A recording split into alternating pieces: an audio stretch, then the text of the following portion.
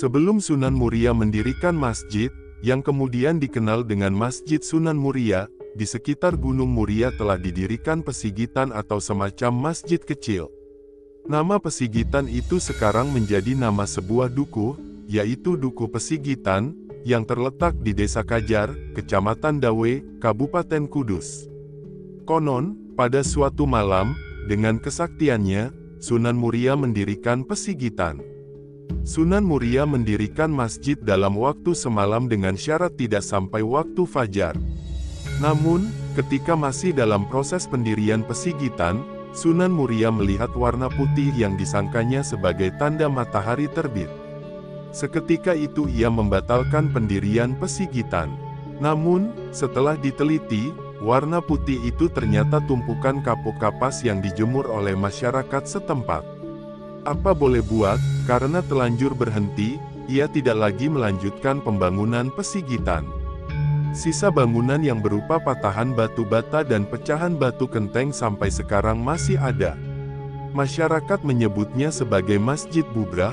Bubrah adalah bahasa Jawa yang artinya tidak selesai dibangun. Sunan Muria kemudian melanjutkan perjalanan menuju ke arah barat.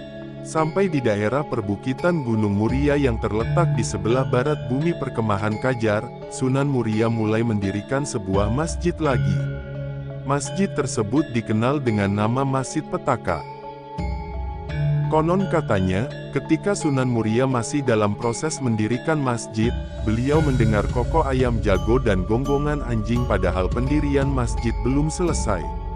Sebagaimana sebelumnya, seketika itu batallah pendirian masjid tersebut. Karena kegagalan pendirian masjid ini, sisa bangunan berupa batu lempengan berwarna hitam dan batu bata merah yang sampai sekarang masih ada disebut dengan Masjid Petaka.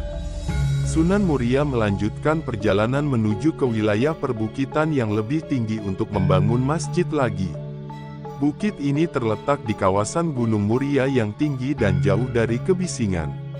Di tempat itu Sunan Muria sudah tidak lagi mendengar suara kokok ayam jago dan gonggongan anjing maupun suara-suara lain yang mengganggu. Sunan Muria memulai lagi mendirikan masjid yang sampai sekarang dinamakan Masjid Sunan Muria.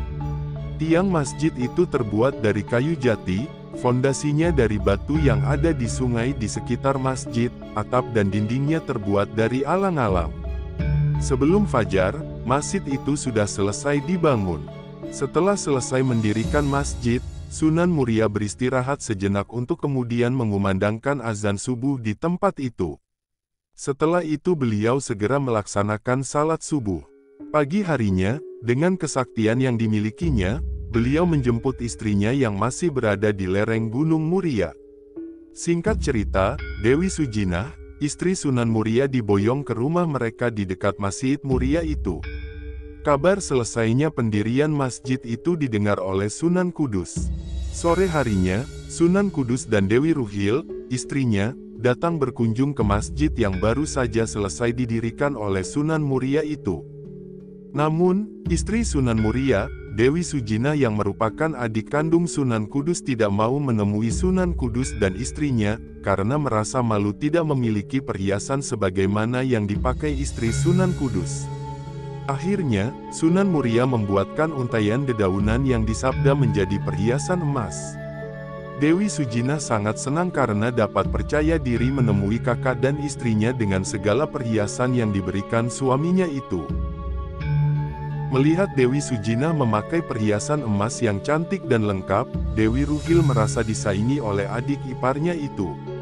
Tidak lama mereka duduk dan berbincang, Sunan Kudus dan istrinya pamit pulang.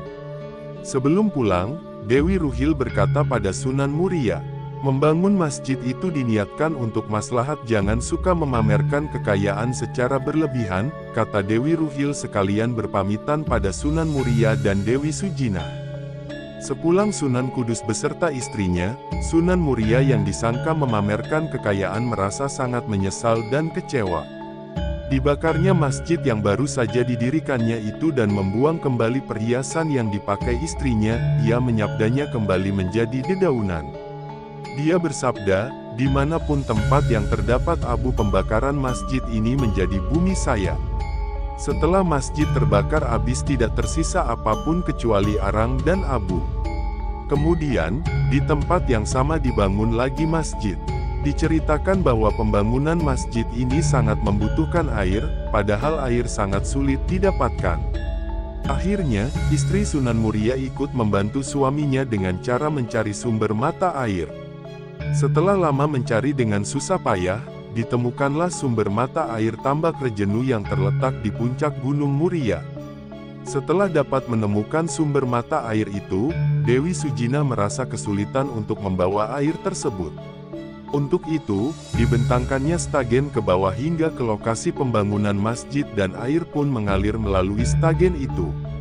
Sunan Muria menyabda stagen istrinya itu menjadi aliran Sendang Rejasa yang merupakan sumber mata air yang dimanfaatkan oleh penduduk di sekitar Gunung Muria hingga sekarang.